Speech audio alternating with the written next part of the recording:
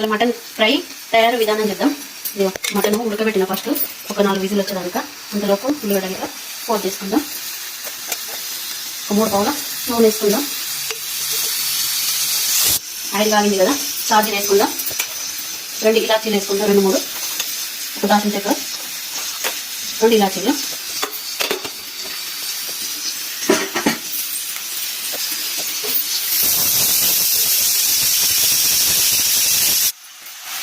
మూత పెడదాం. కొంచెం ఉల్లిగడ్డ ఫ్రై అయింది కదా, మటన్ కూడా మంచిగా ఉడికింది. పక్కకు పెట్టేద్దాము. మెంతాకు వేసుకుందాం. కట్ట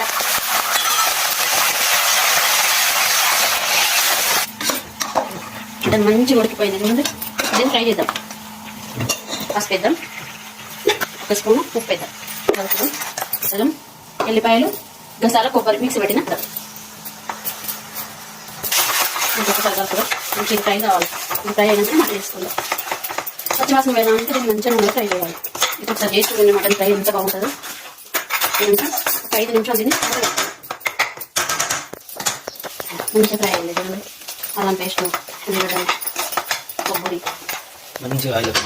ఇప్పుడు ఉడకబెట్టిన మటన్ వేసుకుందాం.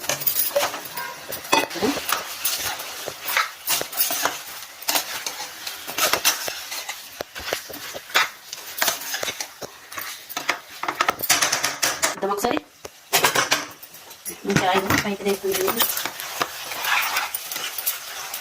కారం వేసుకుందాం. 1 చెంచా కారం. చాలా మంచిగా కలుపుదాం.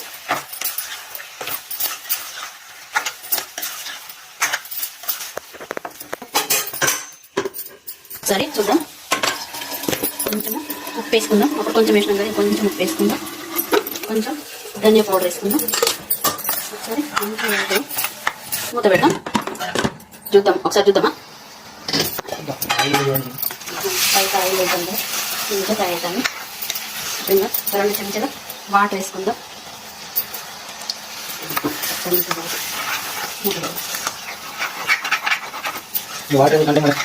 మాడిపోకుండా అడగంటుకోకుండా ఒక 2 స్పూన్లు వేసి మంచిగా ఫ్రై అవుతుంది. మంచిగా ఫ్రై అవుతుంది చూడన్నమాట. సరే కొద్దిగా వచ్చింది. మంచిగా ఫ్రై అవుతుంది. చపాతీలకు, పూరి అయినా, అన్నంలోకైనా,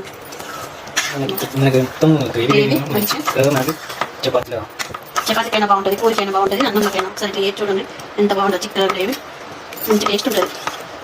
ఒకసారి నచ్చింది ఇట్లా వేసుకొని చూడండి. కొత్తిమీర వేసేద్దాం.